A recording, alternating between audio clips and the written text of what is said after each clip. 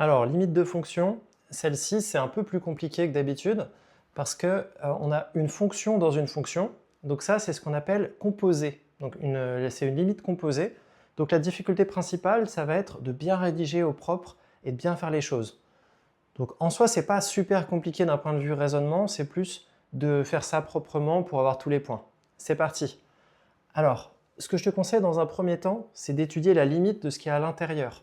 Donc, la limite de moins 2x au cube plus 5 quand x tend vers plus l'infini va être égal à moins l'infini. Si on remplace x par un très grand nombre avec le moins en facteur, ça tend bien vers moins l'infini. Ensuite, on va poser un grand X. On va donc avoir, et donc exponentielle de grand X quand grand X tend vers moins l'infini, ça va tendre vers 0. Je vais t'expliquer après en détail comment tu vas bien rédiger. Et donc finalement, ce qu'on a vu, c'est ce qui est à l'intérieur tend vers moins l'infini. Donc vu que ce qui est à l'intérieur de l'exponentielle tend vers moins l'infini, l'exponentielle de quelque chose qui tend vers moins l'infini, ça vaut 0. Donc c'est en deux temps. Et donc là, on va bien rédiger proprement les choses. Donc là, j'ai tout rédigé au propre. Donc on a étudié la limite de ce qu'il y avait à l'intérieur, ça tend vers moins l'infini.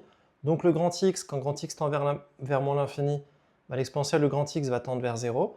Et donc on peut dire que le tout tend vers 0. Donc c'est en trois temps. Donc là, je vais utiliser des couleurs pour comprendre un peu dans quel ordre on fait les choses. Donc première étape, là on nous dit c'est ça, le moins 2x plus 5 tend vers moins l'infini.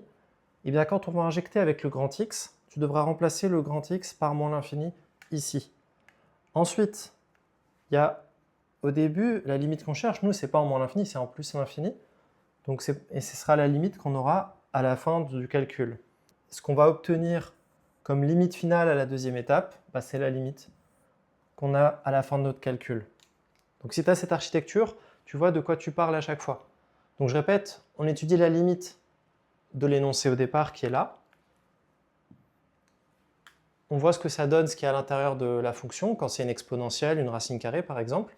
On voit ce qu'on obtient, donc comme limite de ce qui est à l'intérieur. On la met dans le grand X, cette limite. On voit ce que ça fait le grand X quand il tend vers cette limite. Et ce qu'on obtient là, c'est la limite finale. Voilà. Et après, on a juste à recopier au propre. Donc j'espère que c'est clair. Je vais en écrire d'autres, comme ça tu t'habitues un peu au mode de raisonnement et tu n'auras pas de soucis. Allez, abonne-toi et on se retrouve dans la prochaine vidéo.